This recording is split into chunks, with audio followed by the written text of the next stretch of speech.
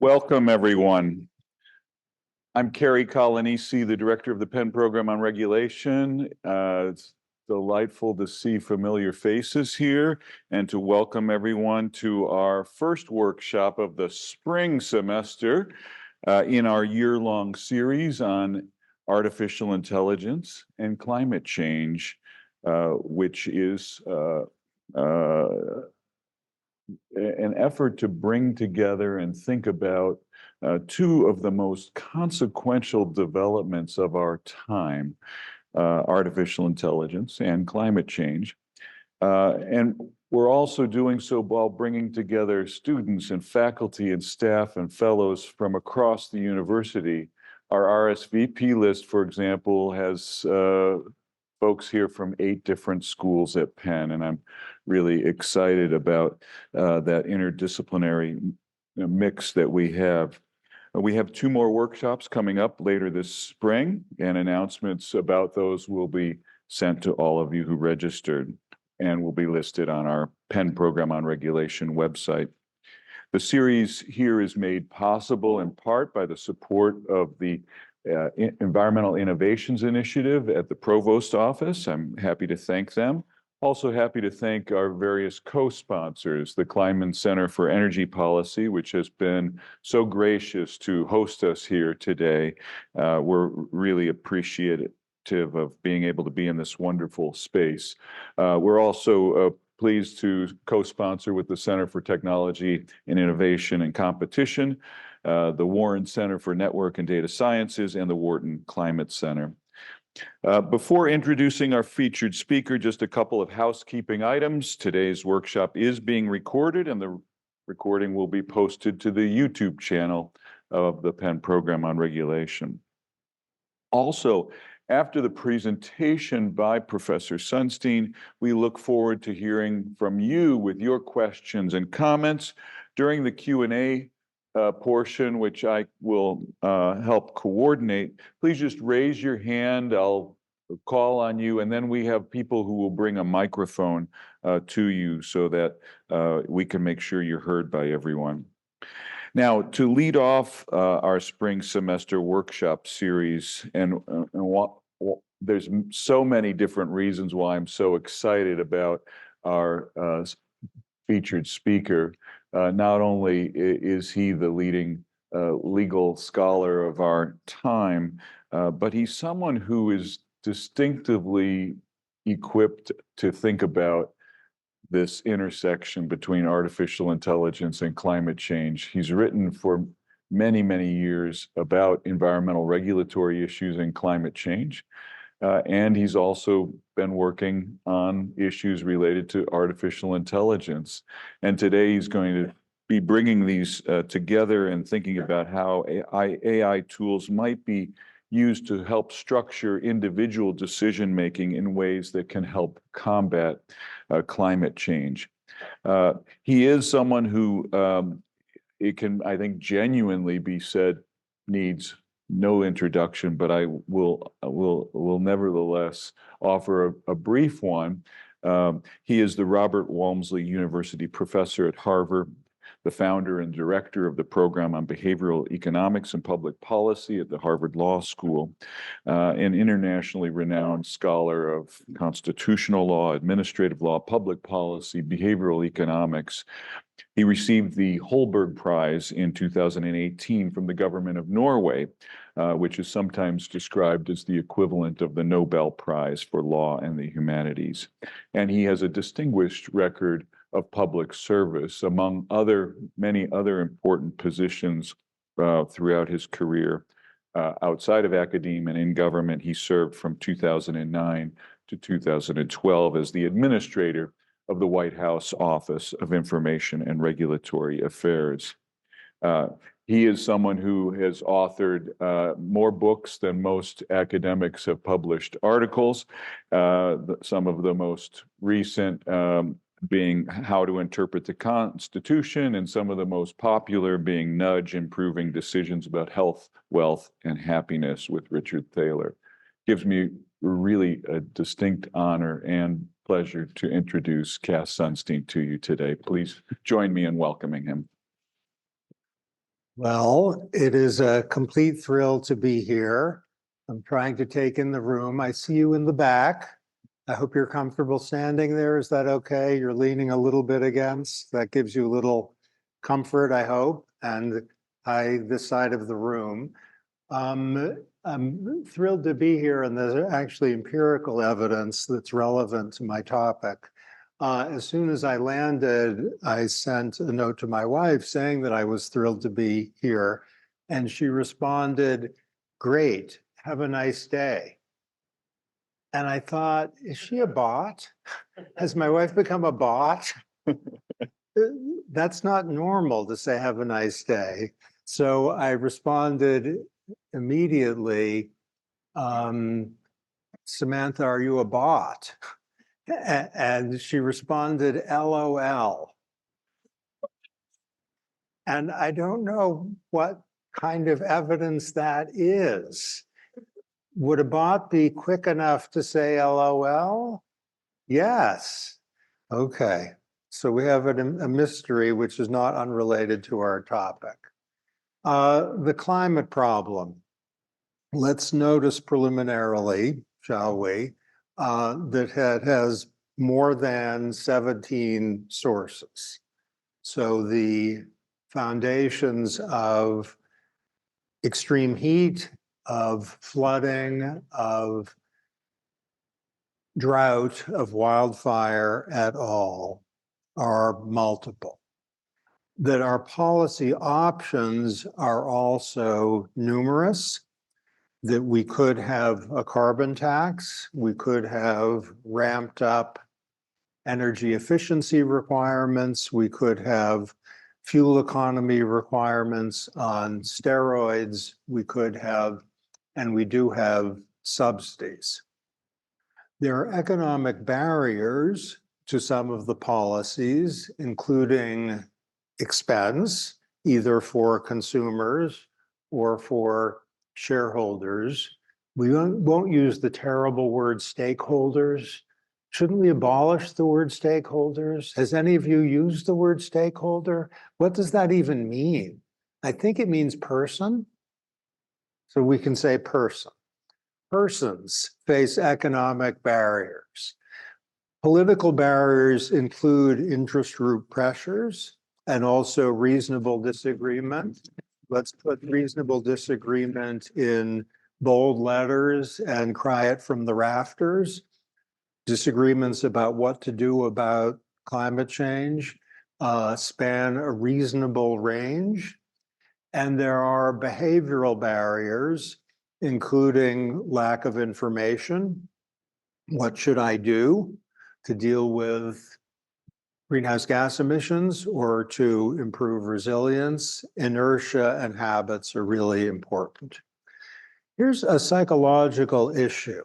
If you ask a large random population first, do you believe climate change is a serious problem? And note that the response to climate change is taxes and regulation. The percentage of people who will say that climate change is a serious problem is a lot lower than if you ask them the same question and say the response to climate change is growth, innovation, and jobs of the future. So people's judgment about the reality of climate change is importantly affected by their belief about the response to climate change, is what the response to climate change is likely to be, which suggests that a psychologically informed approach to, let's say, skepticism about climate change is to emphasize, if it's credible, that there are responses to climate change that are inspiring and thrilling rather than scary and horrifying. Let's keep that in mind. Solution aversion is a psychological phenomenon. If you go to the doctor and the doctor says, "I'm sorry, you have a problem," you're going to be sad and miserable for the next 15 years. You might think, "I kind of don't believe that doctor." But if the doctor says you have a problem and the solution is going to be a fresh start, which is going to have all sorts of fantastic opportunity for you, you might think, I believe the diagnosis. Yes, that's the parallel. Okay, I'm going to be emphasizing here choosers. What do people choose with respect to climate-related things? What do they choose to eat? What do they choose to derive energy from? What do they choose to drive? Each of us, each of you is going to make in the next 24 hours, I predict with high confidence, at least 5 choices which will have consequences for greenhouse gas emissions. Let's notice, shall we, that there are 2 challenges that choosers face. One involves internalities and the other involves externalities. To get hold of internalities, let's notice, shall we, that the Department of Energy recently issued a rule involving refrigerators, and it emphasized in its refrigerator rule that the benefits of increased energy efficiency for refrigerators include reduced greenhouse gas emissions, that's externality reduction, and include economic savings for choosers. Those are internality reducing outcomes. So if you reduce the costs imposed on your future self, and I see at least some people in the room are wearing masks, you are reducing costs imposed on your future self. This is not a judgment about how many people should be wearing masks, just noticing that self-protection is protection against internalities, or we can do things that will reduce externalities. A spoiler alert is both externalities and internalities can be reduced through choice engines informed by AI. They can be not paternalistic and really unintrusive, when they can be pretty intrusive and pretty paternalistic. Let's have a notation here that the climate change problem is daunting. Have you noticed? Its size is often dispiriting, but let's notice also a phrase sometimes used in the US government in the face of daunting problems, which is better is good. If you reduce the number of tons of greenhouse gas emissions by X% in the next 6 months, that's good, even if X is a low number. That is a hopeful note to emphasize. The main thread here is that choice engines can reduce internalities and externalities, and in the process, they can be distributionally good in the sense that the reduction of internalities and externalities can be helpful to the people who are struggling most in life. It could help people at the bottom of the economic ladder. Many people care about that. We're going to be covering a lot of material. Keep in mind the lower internalities, lower externalities main threads. Okay, if you're trying to figure out what to do with respect to this summer, what to get if it's really cold in February or really warm in July, what to buy, either because holidays are coming up or because you're feeling a little prosperous, you might flounder in the sense that the choices here might be difficult. AI could help us through choice engines to make sounder decisions with respect to what we care about. Here's something real. This is just an example, and I'm not an investor in the material from which I'm drawing here. This is just random. That's good. There are choice engines. You can find them online. They are developing. Here is something which self-describes as a data-driven, energy-aware choice engine platform, discovered after these slides were initially completed, by the way. So this is a late edition. It's an empirical edition. This is real, not made up.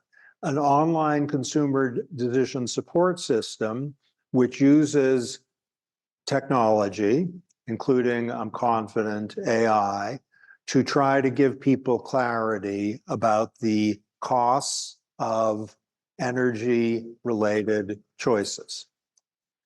The hope of the choice engine is to produce environmental benefits and economic benefits, thus cutting externalities and internalities. The particular numbers don't matter much for present purposes. Let's just use 4 letters and 2 words for both categories. A lot. A lot in the way of environmental benefit and a lot in the way of economic savings. Okay, choosing can be very difficult with respect to greenhouse gas related decisions, and a choice engine might be a gift for each of us deciding what to choose.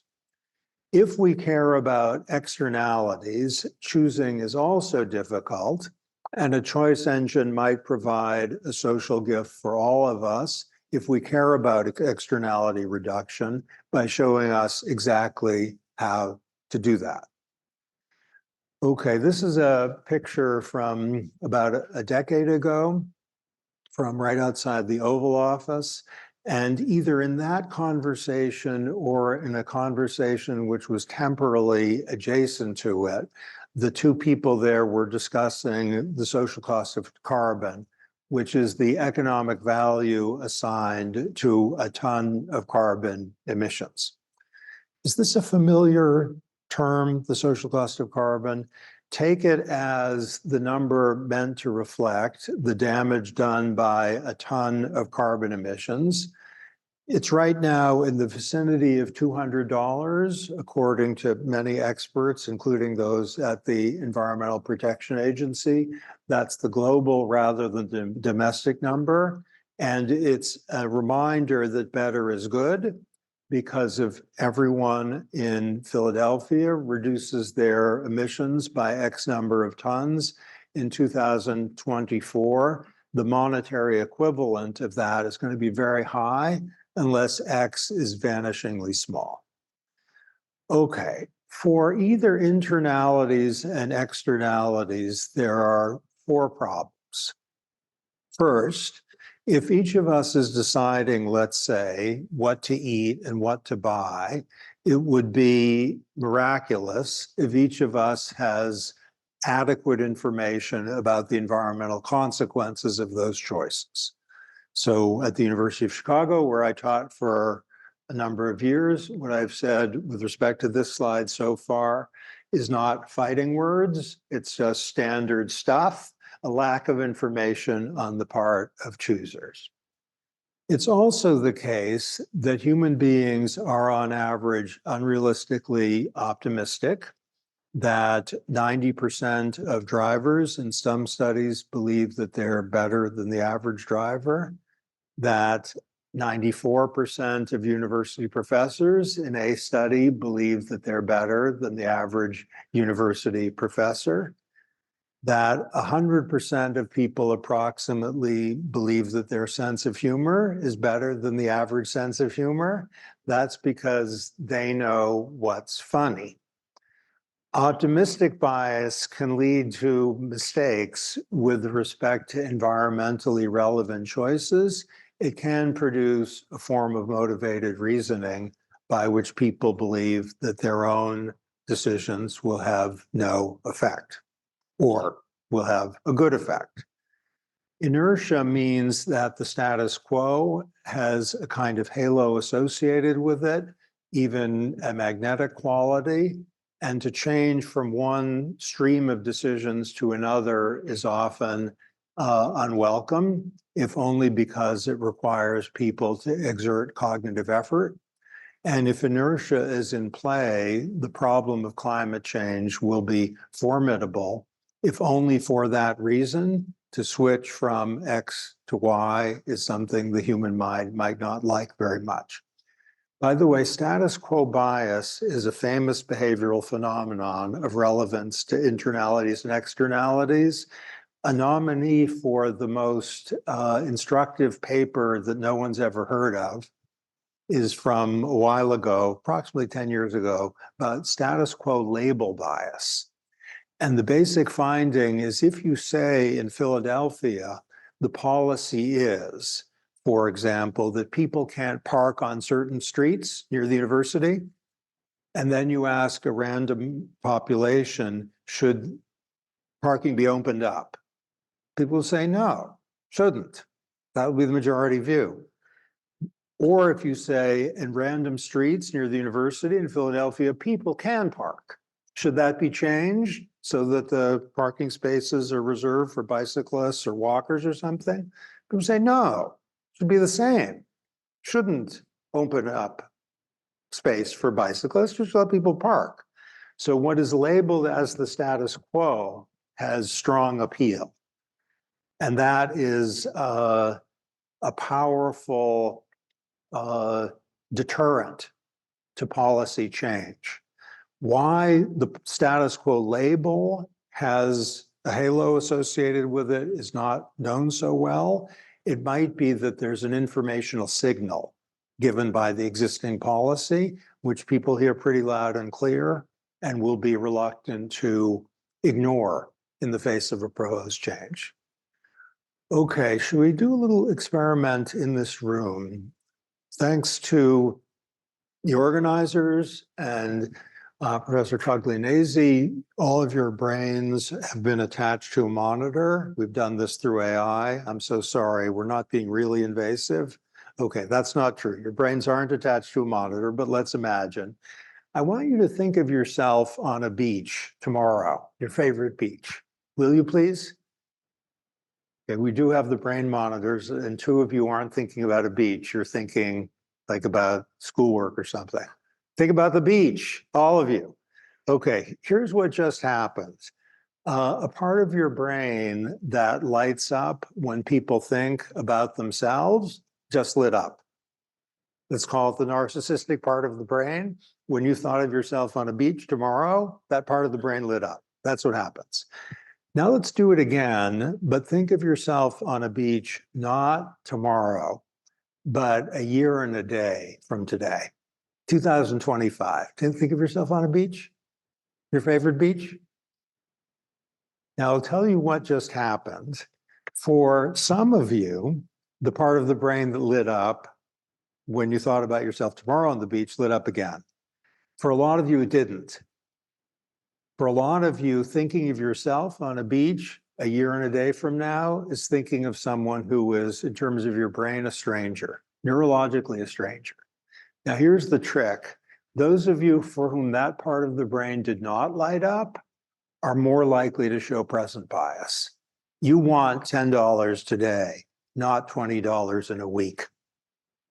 Now, even if that part of your brain that lights up when you think about yourself did light up when you thought about yourself a year and a day from now, you might show present bias because it's hardwired into the human mind that the short term is extremely salient, the long term is a foreign country, later land, and we're not sure we're going to visit. That's a problem for temperature, and it's a problem for choices that bear on. Okay, algorithms or AI, large language models emphatically included, have great promise. Now let's dive a little deeper, shall we, to vindicate the intuition. And we're going to complicate it a little bit and be a tiny bit fussy. Is it excruciatingly lame to have the words "bear with me" on a slide with a picture of a bear? Guess whether AI generated that bear or I generated that bear. AI generated that bear. Okay, here are three things that are environmentally relevant, and at least one is climate relevant. Home energy reports, calorie labels, and labels for sugary drinks. Now, think of these as examples on which we have data, one of which is environmentally highly relevant. You might get at your house a report saying you are using a lot of energy. Would you like to reduce? And the report might tell you something about the environmental impact or about the economic effect. It could do one or the other. Or you could have a calorie label or a label on sugary drinks. Here's data on the effects of sugary drinks labels, which has close parallels in the context of environmental labels and of calorie labels. But this is about sugary drinks. And this is going to be subtle and really important. It's not my data, but it's new and it's kind of explosive. On average, labels on sugary drinks affect consumer behavior and in the right way. They reduce demand for such drinks. So we could think of a climate change AI policy that's just labeling things that have environmental consequences so that people see it. And let's stipulate that internalities is what we're concerned about. On average, it works. But the labels on sugary drinks have greater effects on some consumers than on others. Things are getting more interesting and a little nervous-making, I think, in that bit of the slide. And here's the kind of kicker. Labels can lead people who do not have self-control problems to consume less in the way of sugary drinks, while having a significantly smaller effect on people who do have self-control problems. In addition, a lot of people don't like seeing graphic warning labels. In fact, the average person in a large sample reported being willing to pay nothing for the graphic warning label and would pay $1 to avoid seeing it. People don't want it. That suggests it's inevitable that labels of this kind are helping some people and hurting others. It might be that it's helping the people who don't need help and hurting the people who do need help. It's possible that they're causing harm on balance. Okay. Do we know each other enough for me to tell you a story from the dental chair? I was the dentist. This isn't going to be terrible. I was at the dentist about 2 weeks ago, and I had a dental hygienist who's famously amazing at her job and not a lot of fun to work with. And she was saying, more flossing, floss every minute. You have to floss. Your life is going to be one of flossing from now on. You can't go to pen. You have to be flossing every day, every second of every day. Floss, floss, floss. And this went on for a while. And there were other words that were synonyms for flossing, or maybe worse than flossing and or high-tech flossing. And finally, I heard myself saying to her, you know, there are two things to focus on. One is teeth, and the other is emotional well-being. And I said, my teeth are going to do better, but I'm not enjoying this a whole lot. And she said, oh, meaning she was a good person, but she was mean, and she was knowing that she shouldn't be so mean. So the data with respect to labels is showing there can be hedonic effects, rather positive, negative, from a climate-related intervention.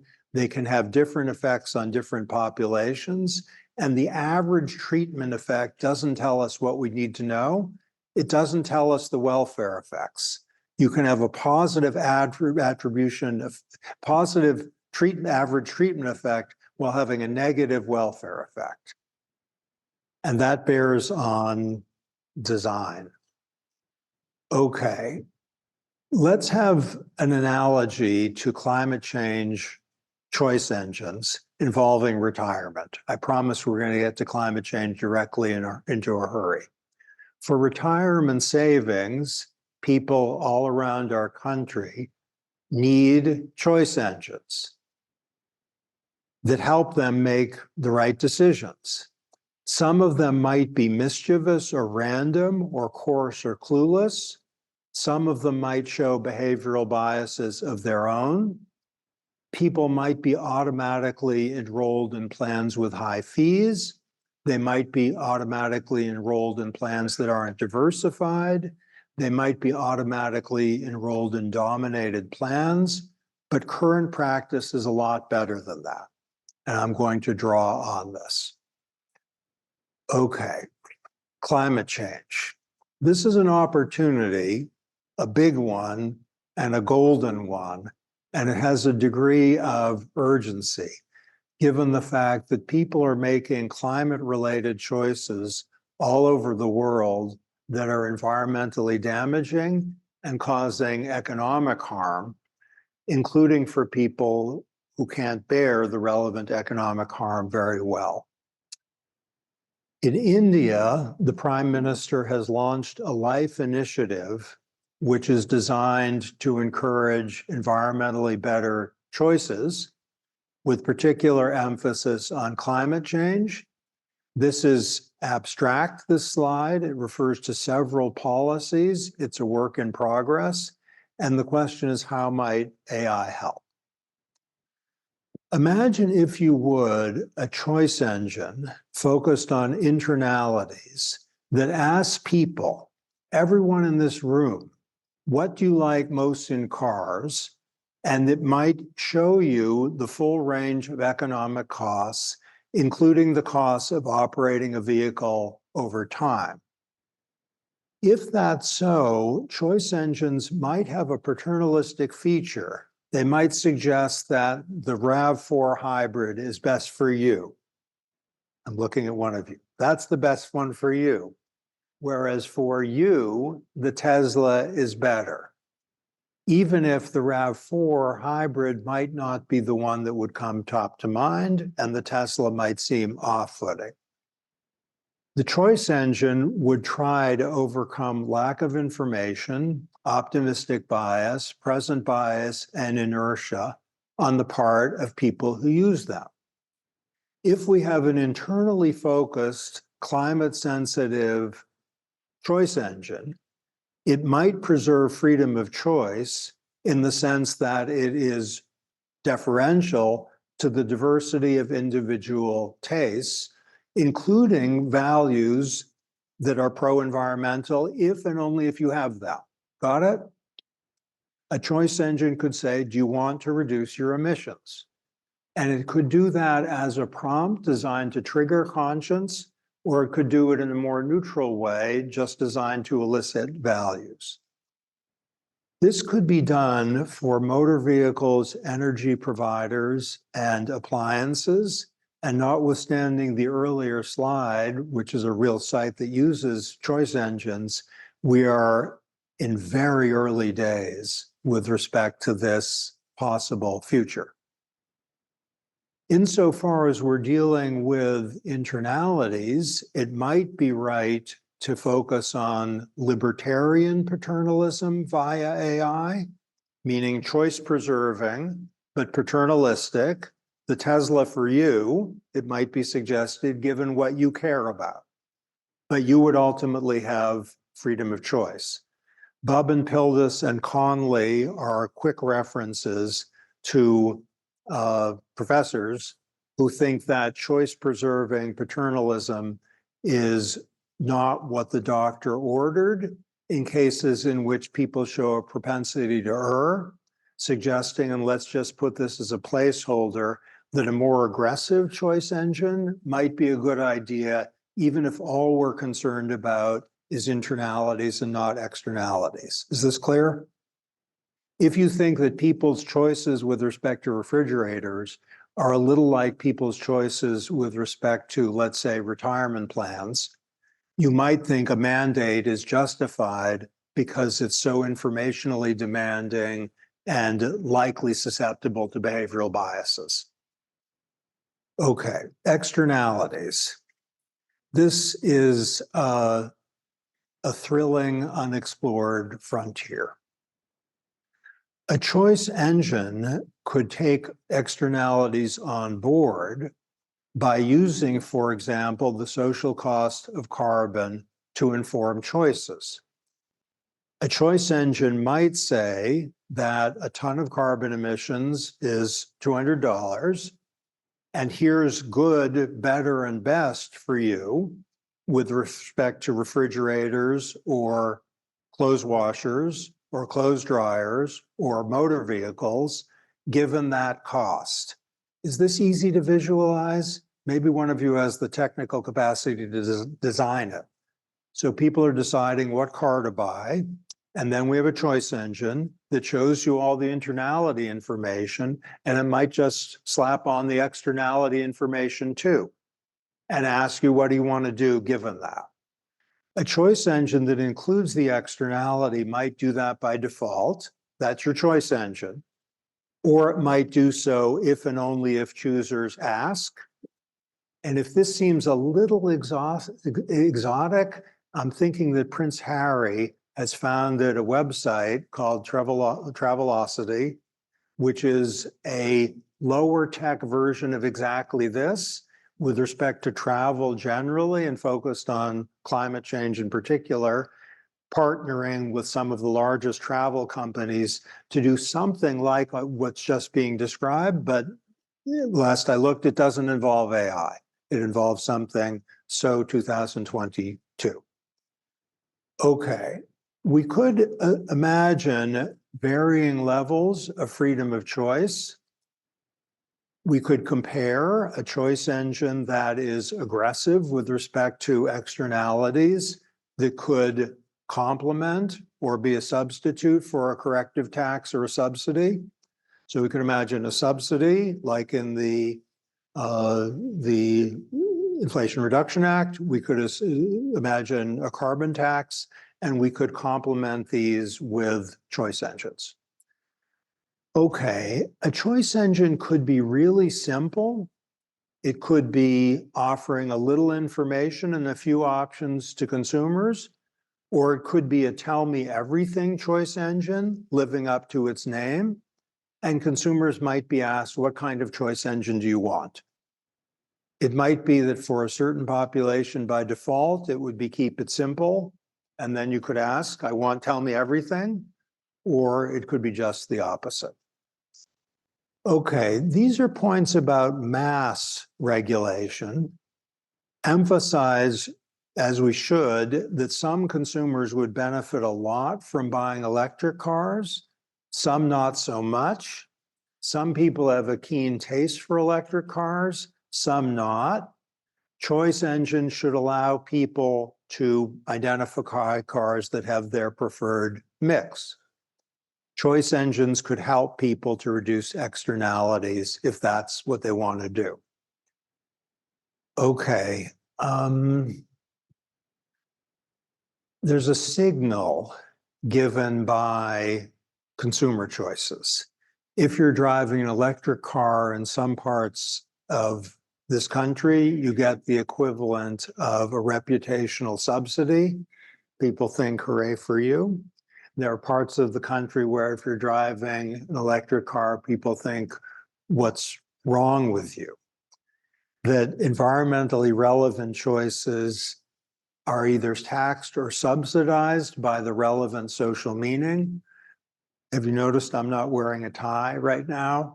I hope not keenly recognize that, because if you did, I made the wrong choice.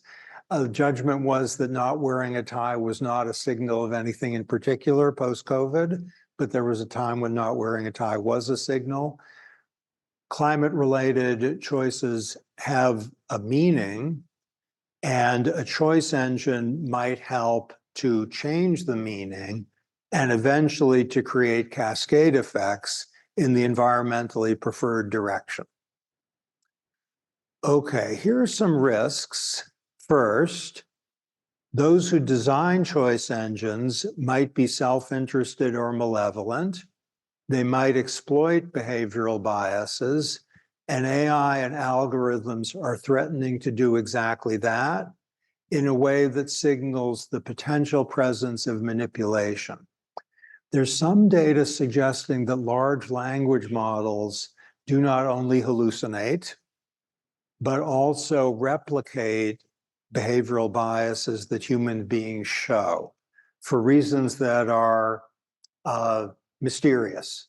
We don't fully understand the relationship between human biases and large language model biases, but they seem in the same kind of behavioral universe. That's a problem. That suggests that the use of AI-powered choice engines could be good for climate change if they're bias correcting, but not if they're bias reinforcing.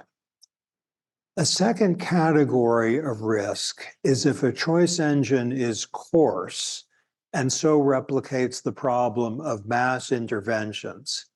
If they use a few simple cues, like your income and your age and your education, they might not be really good enough for you. And if this is abstractions, notice, if you would, that American consumers are making a lot of choices which are not in their economic interest, which is particularly searing if the people who are making those choices are economically vulnerable. A third category of risk is, as noted, AI might turn out to suffer from its own behavioral biases, potentially showing biases that haven't even been named yet. It's also possible that AI is going to show biases that are novel. Can I tell you, because I'm interested in behavioral biases, I've asked large language models to identify a new bias, but everyone does that, right? That's not idiosyncratic to me. Okay, you probably asked better questions of ChatGPT. I've asked it repeatedly now to identify a new bias, and the answers are terrible. It gives a name to a bias, like it'll call it the identifying new biases bias, and then it'll spell it out. And it's not good at it. It doesn't even understand, for reasons I don't quite get, what a behavioral bias is. On the other hand, by contrast, algorithms, and this is very new, are very promising in identifying human biases that no human being has identified before, and also at identifying testable hypotheses about what biases human beings have shown that human beings haven't identified before. And this is relevant to climate change, that we may be able to figure out some biases that people are showing in their choices that we don't even know yet. Okay, here are some paths forward that are right around the corner. First, restrictions on the equivalent of dominated options might be imposed by law as long as it is clear what is dominated. Here's what I'm thinking, that for retirement plans, some people in the United States are asked, do you want to choose plan A, B, C, D, or E? When plan E is the same as plan A, but worse. It's exactly the same, but it costs more. Or it's exactly the same, but it doesn't offer a certain kind of benefit. This can be true for retirement or healthcare. And people will choose dominated options for reasons that we don't fully understand. With respect to climate-related AI, to forbid the inclusion of the dominated option, that's a really good idea. We might also exclude and use choice engines to eliminate shrouded attributes, including hidden fees. So for purchases of various sorts, there might be hidden things that are economic or environmental, and they should be either eliminated or made visible. Here's an example for you. It's less hidden now than it was 10 years ago, but electric cars cause electricity to get charged. That's an environmental issue. It's more of an environmental issue if coal is being used. It's also an economic issue. That should be unshrouded. Choice engines powered by AI have massive potential to improve consumer welfare and to reduce externalities, but without regulation, it's not clear they'll always do that. Okay, Those who design choice engines may or may not count as fiduciaries, but we might want to consider them metaphorically that, scrutinizing for deception and manipulation with an eye toward internality and externality reduction. Okay, there's been a fair bit of material here. The largest affective lesson, signaled, I hope, by the AI-generated pleasing bright light, is there's a lot of room for optimism here. And in this case, it's entirely realistic. It had better be, because of what we hold in our hands, our planet. Thanks. Thank you very much for that provocative and engaging presentation. We can start with questions and comments from the audience. So first, Veet, you can introduce yourself and what school you're from and or position you're at. That would be great. Sure. Veet Enish, I'm the Vice Dean and Faculty Director of the ESG Initiative at the Wharton School. Implicit in the presentation is a trade-off between the costs of a paternalistic state regulation and maintaining the benefits of free choice and liberty and individual, and that being two key elements in our battle to manage the climate transition. There was a bullet, I think, on your second to last slide that talked about potential for manipulation.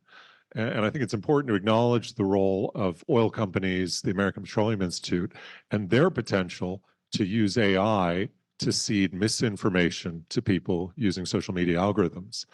And that there's a countervailing corporate interest that is being exhibited. Where does that come into the discussion of choice engines, AI, and climate change? How do we acknowledge the role and the relatively well-established role, I would argue, not just of people who have meaningful disagreements, as you started with, but outright efforts to confuse, deceive, and underplay the costs of the social cost of carbon and otherwise? It's a fantastic question. So let's take project number one, consumer choices and their improvement. Noticing that if we succeeded in that, the gains for choosers would be huge, and the gains for the environment would also be huge if the choice engines were externality focused. And to my knowledge, the externality focused choice engine, that's not in place. Now then there's what do we call it? The marketplace of ideas, where if people are saying things that are false, that's a problem. And if they're using AI to spread things that are false, that's a problem on steroids. Offhand, as a good devoted follower of Edmund Burke, I'd want to follow the charted paths with respect to falsehoods. And there are legal restrictions on certain kinds of falsehoods. Whether those should be stronger than they now are in this context, I think is a really hard question. So we have categories. If I sell you a car saying this doesn't emit any greenhouse gases, and that's false, that's against the law, even though it's speech. If I say that climate change is not a problem, or the social cost of carbon is 1 penny, those are not legally prohibited. And I think anyone should be nervous about the idea of making them be prohibited. So I have a kind of Brandeis Holmes knee-jerking here, which is more speech rather than enforced silence. I think you might be thinking, not unreasonably, good luck with that. And so this is a problem. I'll say a little bit more, which bears very much on your question. It isn't in these remarks. Let's say I said, I won't do it because that would be mean, but if I did it, it would work. Let's say something I knew to be false, and I told you it was false in real time. Some part of your mind would think it was true, even weeks later. So if people hear something false, especially if they hear it more than once, their mind tends to think it's true, even if they're told in real time it's false. And for many social problems, that's a challenge. Would we find, Cass, do you think that we would find the path that you've charted with choice engines being a vehicle, not the only one, I take it, but a vehicle for addressing the climate problem?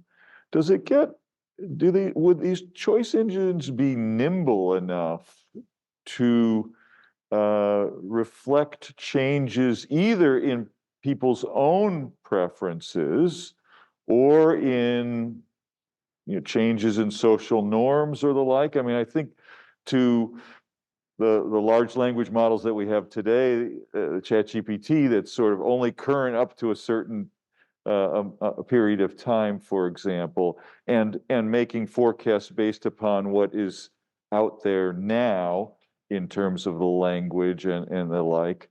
Would there be a concern about the stickiness of the choice engine pathway that you've painted? Okay, here's to quote a great man, I have a dream. And the dream is one where this is less elevated dream than the famous dream, but where every American who's deciding what, let's say, appliance to buy just goes to a place and it will tell them everything they want to know, and it'll also tell them about the climate impact. And that should have a norm effect. Now, it should be that it could be LLM powered. It could be an LLM thing. So you're having a conversation. And then you find out in 5 minutes, this is the refrigerator for me. And it might be that you'd think that because it costs a little more, even over the lifetime of use, but it's environmentally a lot better. Or you might think it's going to be a big winner on environmental grounds, and also I'm going to save a lot of money. Now, current ChatGPT, you're completely right, it's not nimble. If you put in what are the latest articles of the gentleman on my left, it won't have them. Right. Because it doesn't know. They came too fast. Still, it's kind of remarkable we don't have environmentally focused choice engines for things. If we could get 40,000 people to use them, the better is good. It would be a lot better. In the frontier, we'll bring a microphone. Bill?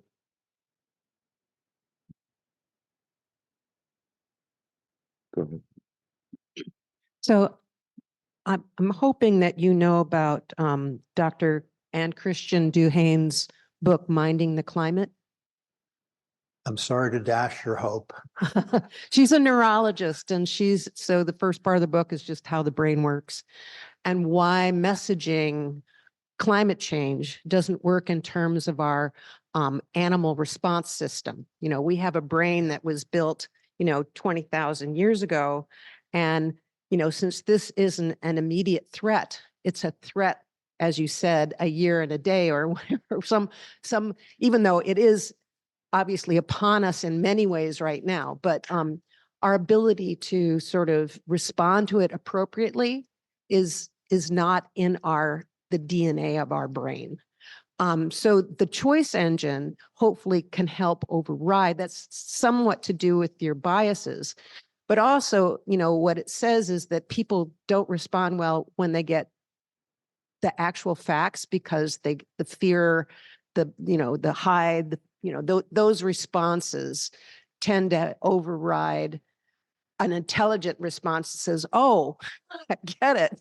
existential. That means we're all going to die. I think we better do something. So, you know, the overriding of that and then how you can message through the positive things seems very much connected to how our brains do and don't function. Okay, so there are behavioral accounts of relative insensitivity to the climate threat, which point to present bias, unrealistic optimism, the lack of a noted villain. And these are all very important and clearly true. As you're talking, and thank you for raising this, I'm pondering exactly how to map on the human mind's, let's say, focus on, is a tiger chasing me and am I about to be eaten? Or at some date in a future, is it going to be hotter and how bad is that? I kind of like the summer. I'm thinking, how much of a contributor is that to the climate problem? It is a contributor, but I'm puzzling over how much. And it's because if everyone in this room, let's say, overcomes our behavioral biases, every one of us, and my guess is among relevant populations, this is a pretty unbiased room with respect to climate change, then what are we going to do? And the fact that the United States hasn't done more with respect to climate change undoubtedly has something to do with that, but it has something to do with other things for which choice engines could be helpful. I was having lunch with someone who works, like this is the person's job, on climate change and China. And the claim made about China was that China has a lot to think about. They want their economy to grow. They have fantastic coal reserves. Yes, they're concerned about climate change, but the idea of, going into a climate change focused year is not appealing given the range of things they're focusing on, not unreasonably. And this isn't a claim that the United States or China is in the right place with respect to climate change, but it is a claim that it's not that the United States or China at the official level is unaware of the gravity of the climate threat. And so, both countries have done a lot, in my view, not nearly enough, but a lot to deal with climate change. Why is that? Well, in the United States, the energy efficiency rules, which are a little like a low-tech choice engine, they are, the benefits are crushing the costs. And the officials know that. What are the benefits? Externality reduction, internality reduction. Are the costs real? Absolutely. Refrigerators are going to cost more upfront. They do cost, but it's worth it. So I'm thinking that this is the number of barriers is very high, and some of them are political, yes. And if everyone in Massachusetts, where I live much of the time, thought climate change is problem number one, then what's Massachusetts going to do? It's not going to ban the internal combustion engine in 2024 or 2025. It's not going to forbid the use of coal. Probably shouldn't do either of those things. But there's a lot to do. And this is the promise of AI to help us figure out what to do. So I'm thinking a little bit, I've had some kind of modest exposure to the India Life Initiative, and India is such a fundamental country for climate change, and the leadership there is very focused on climate change. What concretely can be done? A lot of it involves individual choice. But if you ask people to choose better for the climate, that's hard. AI can make it easy. also in the front, and then we'll be going to the back. Hi, well, thanks very much. Eric Orts at the Wharton School. Thanks very much for being here. And first, I was not liking the idea of this of a choice engine, but I think I'm coming around to it, and you're convincing. The question I have is, who do you think should build the choice engines, and what is the respective roles of the private sector in these problems, and what, if any, should the role of the government be on these, since there is a danger of backfiring, right? Or people not liking this or feeling that it's being imposed on them. And I guess the meta question is, how do you get people to choose to use choice engines rather than to rebel against them? Okay, a number of years ago, there were light bulb jokes. How many lawyers does it take to change a light bulb? How many engineers does it take to change a light bulb? How many football players? And none of them was funny, except one, which was how many psychiatrists does it take to change a light bulb? Just one, but the light bulb has to want to change. It's pretty good. So the light bulb has to want to change. So we need to have choice engines which are believed by people who are contemplating use that this is a really good thing. I'll give an example from the domain of retirement savings, which is not as thrilling in areas there of climate change, but we have things which are either like choice engines or the thing itself, and people deciding what plans to choose when they devote any attention to it at all, find them a godsend. Because how do you know? And you get something that's like a choice engine. They should be much better, which just tells you stuff and then you figure it out. Or doctors often now are working as choice engines, with or without AI. We probably have people with medical expertise in the room, and AI will make it much easier. So a patient has a choice: do X, which is, let's say, aggressive but has risks, or Y, which is less aggressive and doesn't have risks. The aggressive has risks of this magnitude if you do it, this problem if you don't do it, and then it's like a choice engine. And patients, they really need that. I'll give you a little data. I worked with a doctor a few years ago on behavioral biases and patients, and we took a bunch of people who were in the hospital for their annual checkup, basically, not for an acute condition, for an annual checkup, and we asked them to do the cognitive reflection test, which is basically a test on cognitive capacity. And they did the lowest score of any population ever on the cognitive reflection test. They weren't dumb. They were just through the floor in their performance because they were in the doctor's office and they were either stressed or preoccupied. And how were they going to do an intelligence test? So people who are under stress or under some sort of pressure from something, maybe they're really busy, a choice engine is essential. So your point is great about trust. On the private sector or public sector, that's also a fantastic question. I'm not sure. As a longtime University of Chicago person, my intuitive reaction is private sector, trustworthy competition, let's see what happens, but it's not clear that's right. If you look at school choices, the Department of Education, last I checked, this is so easily knowable, has done things to make college choices easier by telling people things that are on something like a choice engine. And my understanding is, you all would know, is that's pretty trustworthy.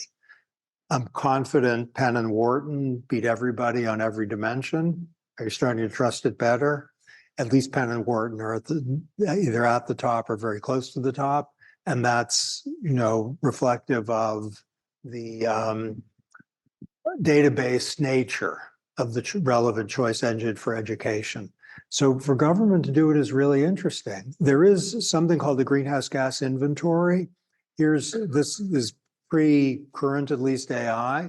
There's a greenhouse gas inventory. You know about this in the United States. It was adopted in 2010, 2011. And the thought was the greenhouse gas inventory would be relatively costless, and it could have a positive impact in cutting emissions, because who wants to be in the newspaper as the biggest emitter in Oregon? There's a National Bureau of Economic Research paper showing the greenhouse gas inventory did a significant amount in cutting greenhouse gas emissions in the United States. Just the inventory did, because people didn't want to be called out as big emitters. Did it reduce enough? Not nearly. Was it positive? Absolutely. And this was a government done thing. We can think of it as a pre-AI choice engine, kind of. Okay, in the back, yeah. So I'll bring a microphone to you.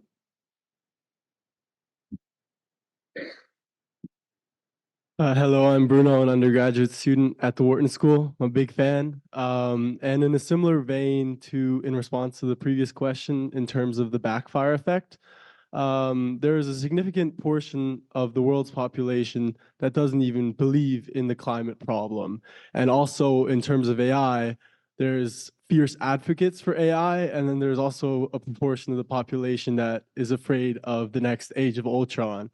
So I guess my question to you is, how important is it that as a community and as a world that we're on the same page, and whether or not it's a question of time that we don't have, or doing it in a non-paternalistic way?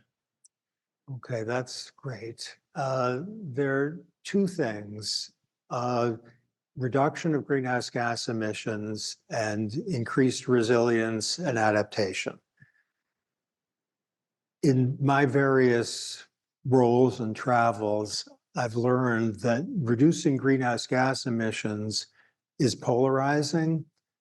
Greater resilience against flood risk, wildfire risk, drought risk, extreme heat, that's not polarizing. So strategies that are very focused on those things tend to create nods rather than what kind of person are you? So that's an opportunity. Choice engines can be immensely helpful in helping people to make choices in accordance with which they're more resilient. And gosh, do we need that? Extreme heat is a mounting problem, and whatever people disagree about climate change, if it's 103 out, that's dangerous. And to do something this summer to make that okay, that gets keen interest. With respect to mitigation, solution aversion is connected with that.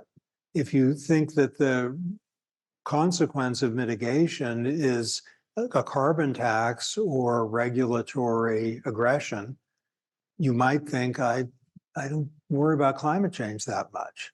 But if you think it's that there's going to be a lot of green jobs and entrepreneurial activity, then the data suggests more enthusiasm. So here's a kind of behavioral thought that I think it bears on many things. Let's see how we get at it. Amazon markets some of its products as having frustration-free packaging. Does everyone use frustration-free packaging? I'm looking at the men in the room, because if you buy an electric shaver, frustration-free packaging I find great, because you don't have to deal with all this stuff that cuts your hands and requires you to have extremely sophisticated equipment to get the shaver out. But frustration-free packaging, it's really green packaging. It's an environmental thing. It's not a consumer convenience thing. We have to do a little work to find that out. What I guess their call is that green packaging would put off many of their choosers, and frustration-free packaging just makes everyone smile. And I think in the climate change area, we've adopted the equivalent of green packaging strategies, the effective equivalent, when what we should adopt is the equivalent of frustration-free packaging. And then you would create less in the way of division. We have, I think, one last question in the front here. Thanks for your presentation. I'm very honored to be here, and I'm a visiting scholar at the Penn Law School, and my name is Wang Bin. My question is similar like the last one, is who should take the main responsibility for using the AI tools? It means does the Congress need to make the new laws to authorize the government to use AI tools to guide people's behavior, or the government could use the AI tools from the authority, get the authority from the existing laws, and all is the big tech company should take their responsibilities, social responsibilities, to use the AI tools to guide people's behaviors. Because I think we not only need to use AI to guide people's behavior, but we also regulate the actions of using AI. Okay, this is a fantastic question. So offhand, for the automobile companies to be using AI to help consumers choose vehicles, that would be fantastic. And it would be potentially in the company's interest if it's about internality reduction. Now, we have to qualify this because it might be exploitation of behavioral biases is profit maximizing. It's to be hoped the market would fix that. If not, to have something like what the current FTC is doing about the exploitation of behavioral biases as a form of deceptive trade practice. Have you picked up on this little revolution in the last few years where exploitation of behavioral biases is a target of our government? And to do that with respect to choice engines would also be a good idea. I'm thinking as you talk, this is also great. Thank you, both of you, for raising the private or public question. I'm thinking let's have just a country, Canada. To have Canada's environmental authorities experimenting with the choice engine. My guess is that so long as there's no mandate imposed, all they need is an appropriation. They don't need a legislative act. They need the money. And this shouldn't be very expensive. And to say this is what the Department of Education did something like this in the United States without, I believe, specific authorization as general authorization, to have here it is. And we'd like comments on how to make it better. Use it if you want. And then the EPA, the Canadian EPA, could ramp up externality focus. And it could have a backfiring effect, but it could have a catalytic effect. And just piggyback on that, I know that I said that would be the last question. In drawing on your expertise in free speech, I could imagine a world in which we all are dependent on choice engines developed by the private sector.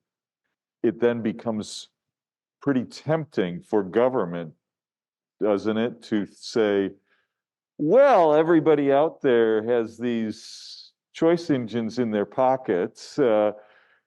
We could actually do a better job of solving certain problems by mandating tweaking of the algorithms and the preferences. That's fantastic. Can I tell you a story? Yeah. We're being recorded, and this is very slightly sensitive, but world, you're welcome to hear this. I asked someone who was involved in the Paris negotiations how the United States and China got together. They were the drivers, the United States and China together. How did the United States and China get together? And the answer was, well, China was aware that people in Beijing had on their cell phone information that showed them how clean the air was. And the Chinese knew there was a lot of public emphasis on reduction of environmental problems in China. And I said, I don't understand. That's about like particulate matter. It's not about greenhouse gases. And he said, you really don't understand. The same energy sources that produce the dirty air produce greenhouse gas emissions. So China was very focused on responding to what people saw on their cell phones was a health risk. And that, I think that's very consistent with your patient. Well, listen, I think we don't need a choice engine to conclude that it's been a remarkable choice to be here with you, and we're so grateful that your choice engine internally led you to come and spend the whole day with us and give of your time and share with us a provocative and I think really, really important set of ideas about a path forward to do better, and better is good. So thank you very much, Cass.